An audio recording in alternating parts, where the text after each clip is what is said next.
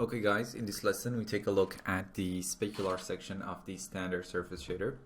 We are working with the same scene as our previous lesson, so let me create a new Arnold standard surface shader and assign it to our shader ball geometry.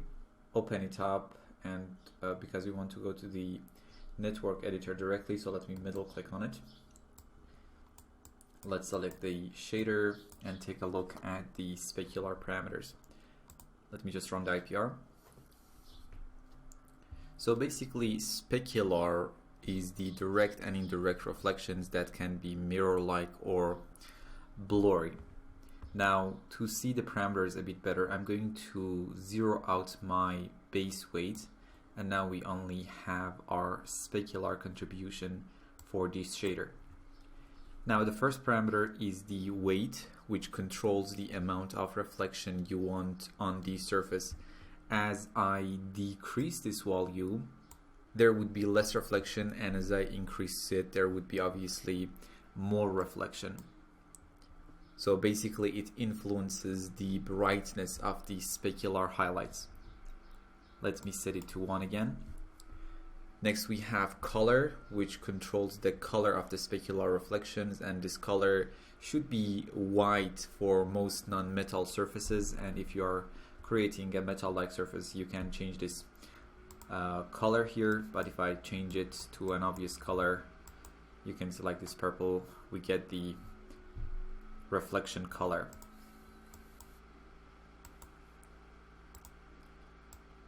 Okay. Now, the next parameter here is the roughness, which controls how sharp or blurry your speculars will be. As I decrease this value, we are going to get sharp mirror-like reflection, and as I increase it, we are going to get rougher and blurrier reflections.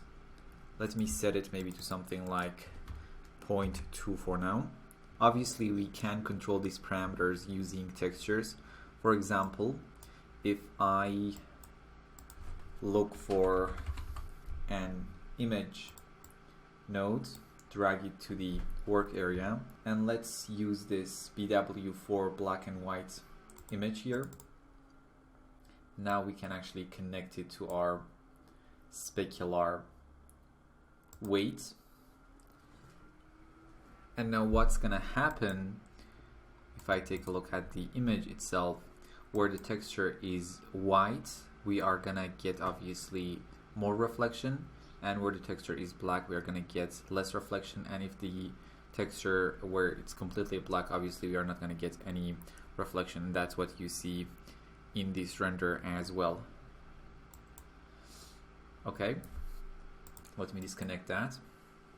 We can obviously control the color and also the roughness with a texture again. So for example, let me load this BW1 and connect it to the specular roughness. And now what's going to happen, we are going to get this very, very rough specular reflection, because if you take a look at the image here, the image is mostly white. And as we discussed, if I just disconnect this, again, the roughness goes from 0 to 1. So 1 equals white and 0 equals black. And at 1, obviously, you're going to get very rough surfaces, and at lower values, you're going to get very sharp surface. Now, the image here we have is mostly white, so if we connect this image to our roughness, we are going to get a very, very rough surface, because obviously the image is mostly white. I can obviously invert this image. For example, let me do that actually. In order to invert this, we can use a color correct node, or you can use a ramp float node, which is very, very useful.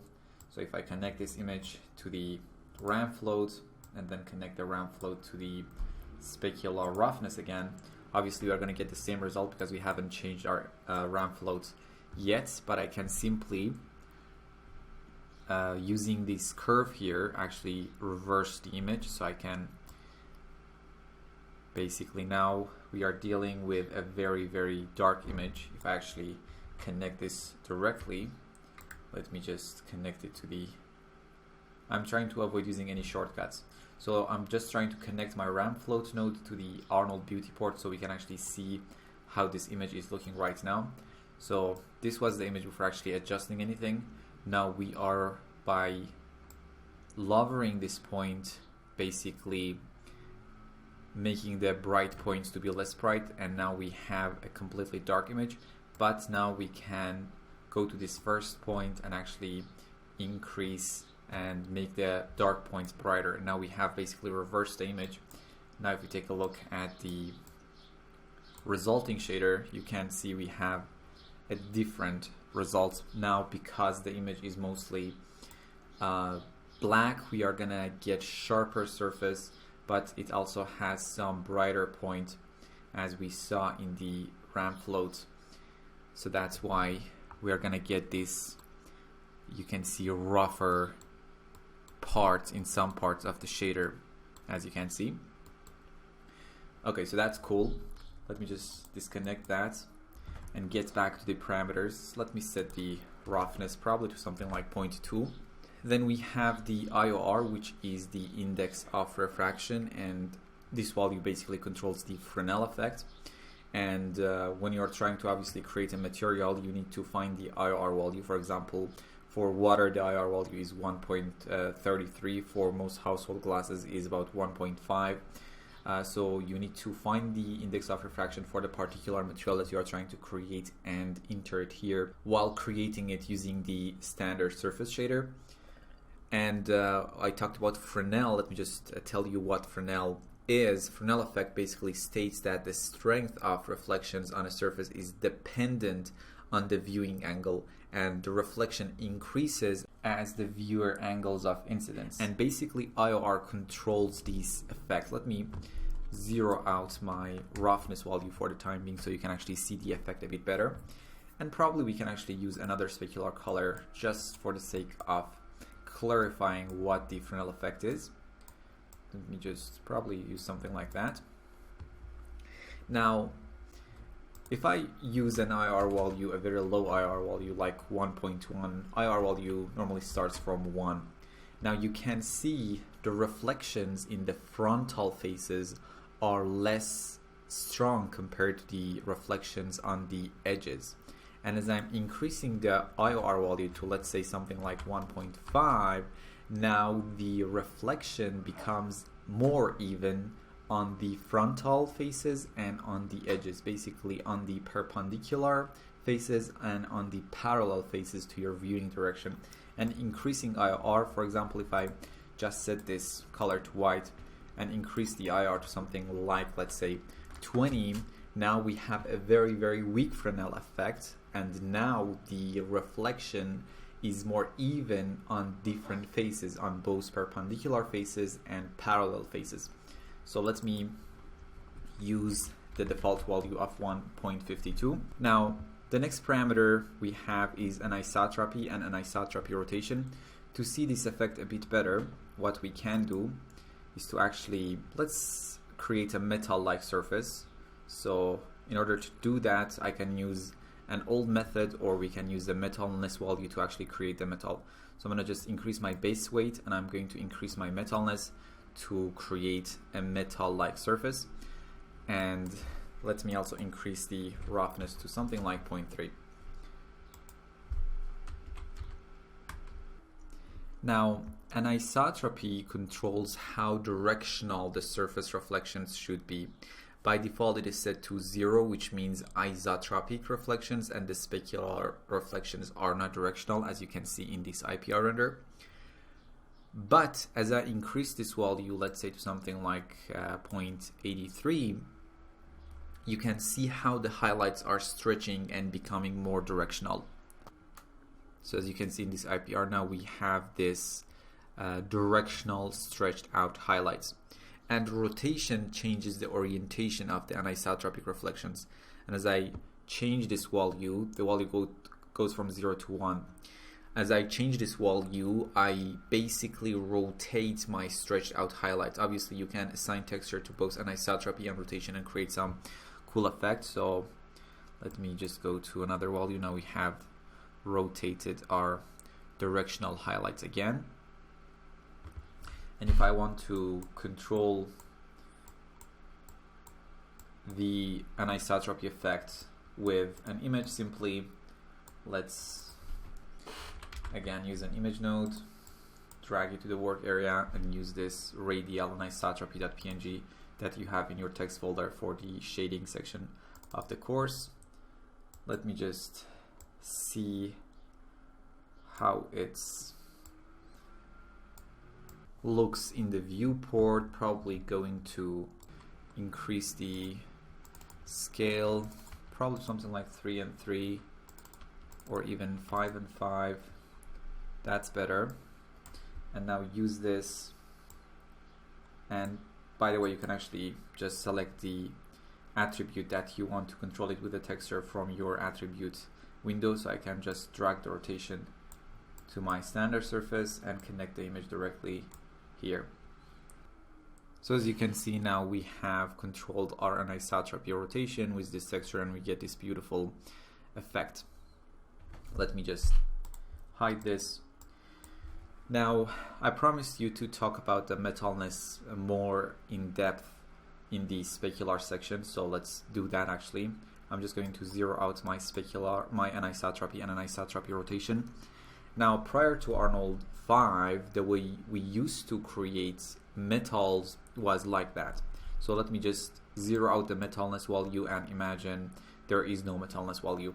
Now in V-Ray or in other render engines and in Arnold prior to version 5, we used to zero out the diffuse contribution or the base contribution, or use a very, very dark colors.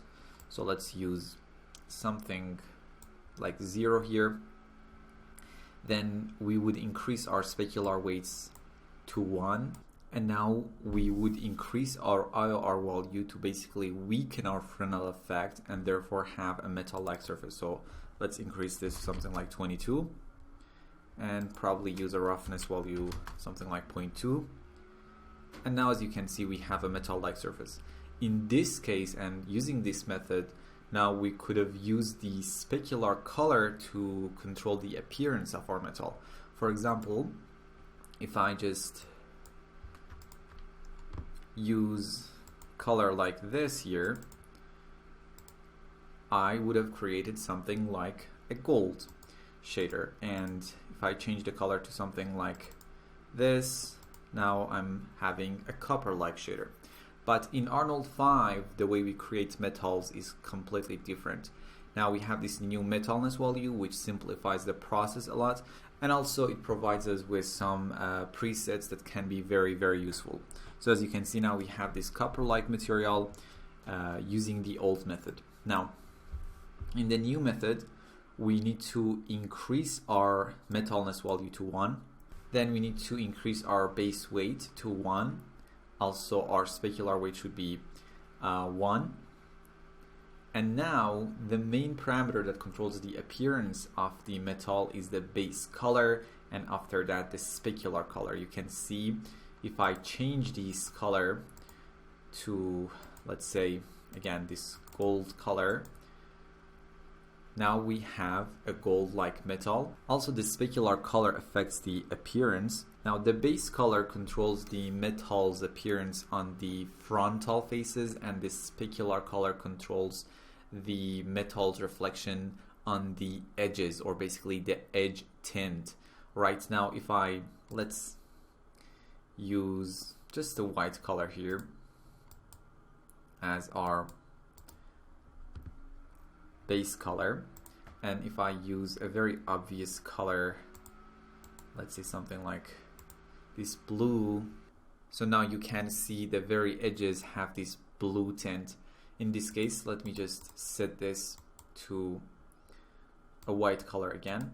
Also, we have access to some presets. We have copper, we have gold, we have, I don't know, iron, we have something like sodium. So you have all the important metals, and after you have created, you can start adjusting. For example, if I create copper, I have the base color and specular color set for me, but I can go ahead and probably start adjusting them. Okay, and normally the specular color is a less saturated, brighter version of the base color. So that's basically about the metalness, and in this case you still control the roughness of your metal using the roughness in the specular section. And also you can see when you are actually increasing the metalness value from 0 to 1, the IR value becomes unavailable and grayed out, because in this case the Fresnel effect is being controlled using the metalness values and not the IOR, which is very good.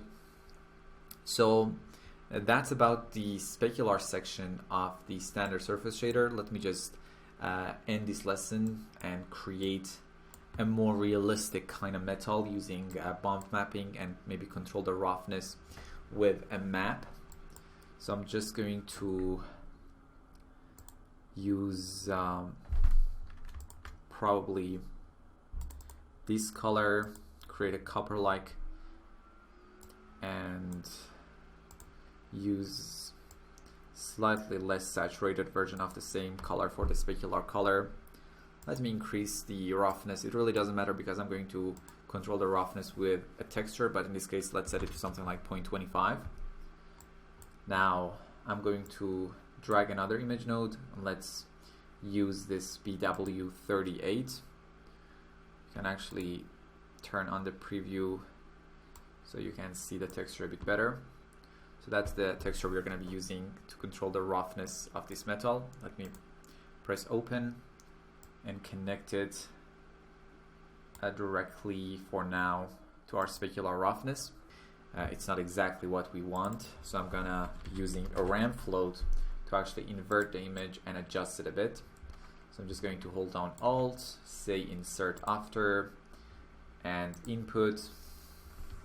Now as you can see, the output of the image node has been connected to the input of the ramp floats node, and this is a very useful node that allows you to basically control your image, use a curve. You can invert your image, you can control the values using this curve, which is very useful. To invert the image, I'm going to basically, as I mentioned, reverse the curve. Let me just decrease this value so we get, you know what, let me just connect this directly to the Arnold Beauty, and let's change our preview to this Arnold plane so we can see what we're doing. So the first thing was we inverted the image, and now what I'm going to do is to make sure these very bright spots are not that bright, because they're going to cause very, very rough specular reflections. So let's probably decrease the value to something like 0.65, something like this. Okay, now if I connect this directly to here and change the view maybe to an Arnold sphere again, just let me select my image and actually change the color space to auto. This is probably closer to what I want. And now finally I want to use the same texture to control the bump mapping on the shader. So in order to actually add bump to your shader in Arnold, you need to use a node called bump 2D. Now you connect the map that you want to be used as your bump map to the input, to the bump map input of the bump 2D node. So we're going to be using the same ramp float RGB, and using the bump height you can control the bump amount. Now let's, and if I select my standard surface shader under geometry, we have this normal parameter, and you need to connect your bump map or your bump 2D node to this normal parameter to actually get the bump map. So let me just drag this here and connect the bump 2D node to this. Now as you can see, the bump mapping is visible, but I don't want it to be that obvious, so I'm just going to decrease my bump height to something like 0.05. Okay, and I'm just gonna increase my settings a bit. So let me just go to my render settings, and let me increase my camera samples to 5, my diffuse samples and my specular samples to 4, now that we have our specular reflections, direct and indirect, we need to actually increase our specular samples as well, so we don't get any noise in that regard.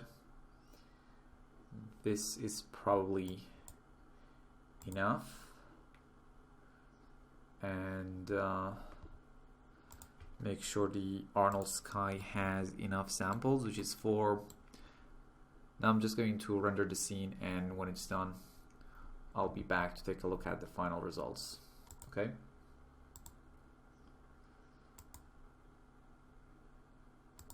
So here is our render, and as you can see, it's quite beautiful and lovely. So that's about the specular section of the standard surface shader. In the next lesson, we take a look at the transmission section and learn how to create transparent and see-through materials like glass and water. So see you there.